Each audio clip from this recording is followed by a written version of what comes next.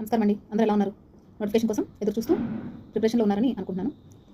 నిజమేనండి, మనకి నోటిఫికేషన్ రాబోతుంది. సిడిపిఓ ఈఓ నోటిఫికేషన్ అనేది రాబోతుంది. అది క్యాలెండర్లో ఉంటుందా లేదా అనే ఖచ్చితత్వం అయితే లేదు, కానీ దానికి సంబంధించినటువంటి జీవో మాత్రం ఇంకా క్యాన్సిల్ అవ్వలేదు.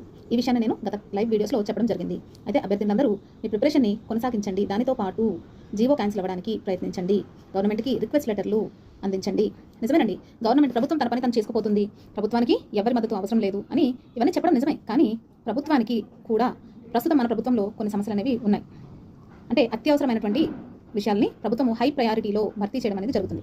మనకందరికీ తెలుసు కదండి, ఏ నోటిఫికేషన్ అయినా కూడా దానికి డిమాండ్ ఉన్నట్లయితే, దానికి విద్యార్థుల నుంచి నిరుద్యోగుల నుంచి ఎక్కువ వినతులు అందించడం జరిగితే దాని మీద ప్రభుత్వం దృష్టి సారిస్తుంది. డిఎస్సీలు కానీ కానిస్టేబుల్ కానీ ఇందువల్లనే ఫిలప్ అవ్వడం జరిగింది.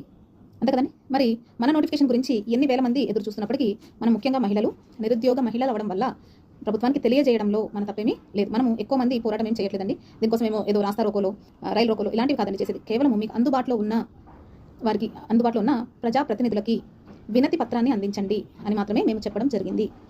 ఎందుకంటే ఒకవేళ మనము ప్రయారిటీలో లేము అని ప్రభుత్వం కనుక భావిస్తే అప్పుడు ఏం జరుగుతుందండి, క్యాలెండర్లో మన నోటిఫికేషన్ లేకపోవచ్చు. మనము ప్రయారిటీలో ఉన్నాము అని ప్రభుత్వానికి తెలియజెప్పడమే మన ఉద్దేశం. ఓకేనా? దానికోసమే మేము చెప్తున్నాం, వినతి పత్రాలు అందించండి, జీవో క్యాన్సిల్ చేయండి అని చెప్పేసి గవర్నమెంట్ని రిక్వెస్ట్ చేయడంలో తప్పు లేదు. ఇది రిక్వెస్ట్ మాత్రమేనండి. గవర్నమెంట్ అగైనెస్ట్గా ఏ పని చేయడం లేదు, ఎలాంటి యాజిటేషన్, ఆందోళన ఏవి చేయట్లేదు. కేవలము ఈ పోస్టులు ఫిల్ చేయండి ఏపీపీఎస్సీ నుంచి అని మనము అభ్యర్థిస్తున్నాం. అందులో తప్పేమీ లేదు. నిజమే, నేను జీవో క్యాన్సిల్ అవ్వలేదు, మన నోటిఫికేషన్ గురించి నిజాలని బయటపెట్టడం ద్వారా, వాస్తవాలను బయటపెట్టడం ద్వారా కొన్ని కోచింగ్ ఇన్స్టిట్యూషన్స్కి చాలా కష్టంగానే ఉంటుంది. ఎందుకంటే సిడిపిఓ మీదనే ఆధారపడి ఒక ప్రధానమైన కోచింగ్ సెంటర్ అయితే చాలా కాలం నుంచి ఈ నోటిఫికేషన్నే తిప్పి చాలా ప్రయాసపడి మన నోటిఫికేషన్ ఆపడము, కోర్టు కేసులు వేయించడము, అలాగే నోటిఫికేషన్ బయటకు రావడానికి ప్రయత్నిస్తున్నాం. మా మీద తప్పుడు ఆరోపణలతో కేసులు వేయించడం చాలా ప్రయత్నాలు చేశారు. ఇప్పటికీ చేస్తూనే ఉన్నారు.